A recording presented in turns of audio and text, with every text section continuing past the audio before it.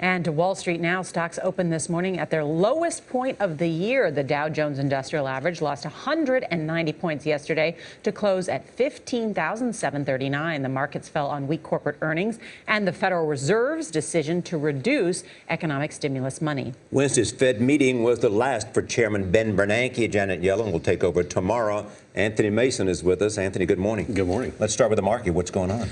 I think it's processing a number of things. First of all, as you mentioned, the pulling back of the stimulus from the Fed. Second of all, you've got a slowdown in China, which is weighing on things here. But really, I mean, the market was up 26% last year, Charlie. I mean, at some point, everybody's been saying there needs to be a pullback. We may finally be getting it. So despite this uncertainty, especially in January, why is the Fed pulling back?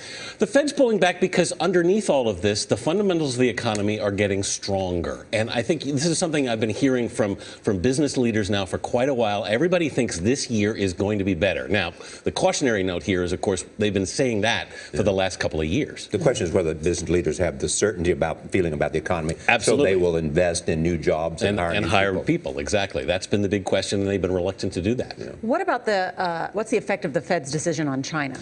Well, China, I mean, part of what's going on here is with the Fed pulling back, the expectation is that interest rates are going to go up and that investment money is going to move back to the States, and that's going to hit emerging markets, okay?